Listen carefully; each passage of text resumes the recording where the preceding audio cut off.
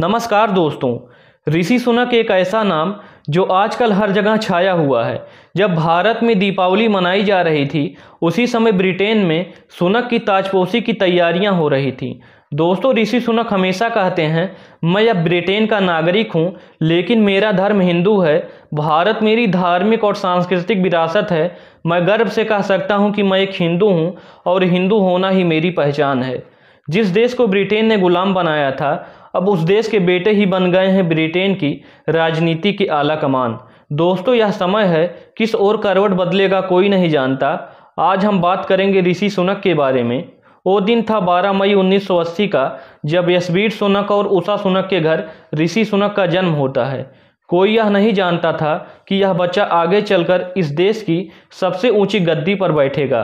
ऋषि सुनक के पिता पेशे से डॉक्टर और मां केमिस्ट का शॉप चलाती थी। सुनक 3 भाई बहनों में सबसे बड़े थे। सुनक के दादा दादी भारतवंशी थे, लेकिन जब भारत पर ब्रिटिश हुकूमत था तब ये पूर्वी अफ्रीका चले आए थे और फिर बाद में ब्रिटेन में आकर बस गए थे। सुनक के पिता का जन्म केन्या में हुआ था, जबकि माता का जन्म तंजानिया में हुआ था। अब बात करते हैं सुनक के शिक्षा की। दोस्तों, ऋषि सुनक की प्रारंभिक शिक्षा ब्रिटेन में ही हुई, जहां उन्होंने विंचेस्टर कॉलेज से राजनीति विज्ञान में पढ़ाई की। उसके बाद वो ऑक्सफोर्ड यूनिवर्सिटी से फिलॉसफी और इकोनॉमी की शिक्षा प्राप्त की। इसके बाद सुनक यूएसए यानी कि अमेरिका चले गए, जहां उन्होंने स्टैनफोर्ड यूनिवर्सिटी से एमबीए किया।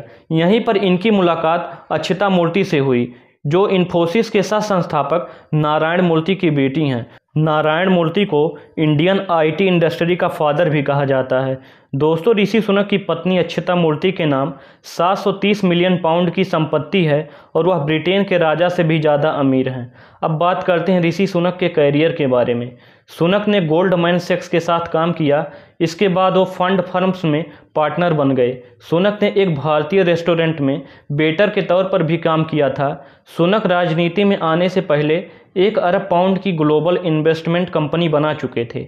अब बात आती है सुनक के राजनीतिक करियर की। सुनक को शुरुआत से ही राजनीति में इंटरेस्ट था, इसीलिए इन्होंने राजनीति विषय में शिक्षा भी हासिल की।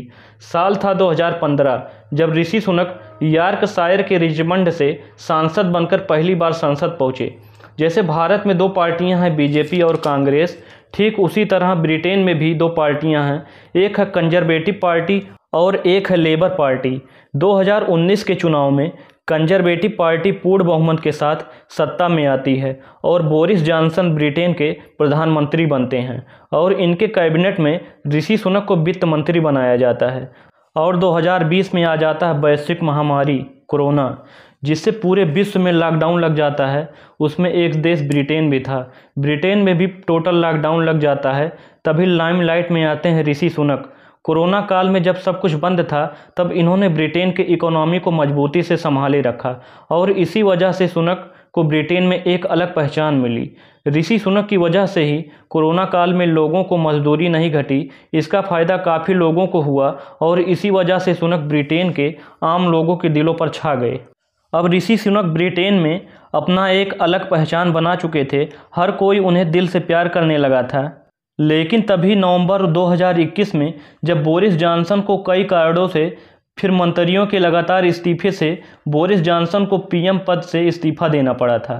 फिर सितंबर 2022 में ब्रिटेन की नई प्रधानमंत्री लिज ट्रस बनती हैं, जो ऋषि सुनक को हराकर पीएम बनती हैं। लेकिन लिज ट्रस भी सत्ता में ज़्यादा दिन तक नहीं रह पाती हैं और इन्हें भी 44 दिन बाद इस्तीफा देना पड़ता है।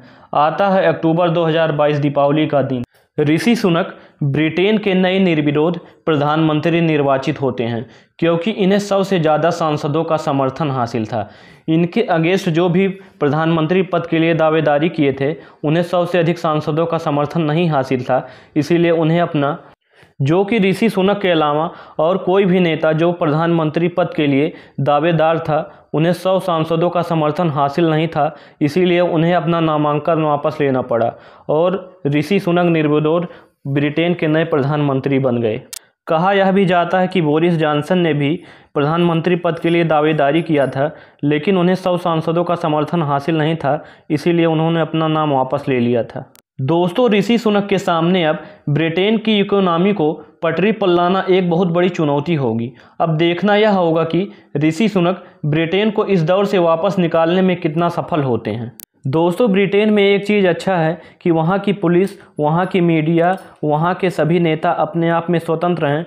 वह सरकार में रहते हुए भी अगर सरकार की कोई चीज़ गलत लगती है तो आप निसंदेह बिना किसी भय के वो दिखा सकते हैं कि ये चीज़ गलत है, सरकार ये चीज़ गलत कर रही है। ये ब्रिटेन की एक खासियत है।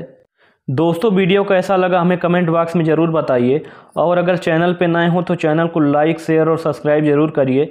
फिर मिलते हैं किसी और टॉपिक पे, तब तक के लिए जय हिंद, वंदे मातरम।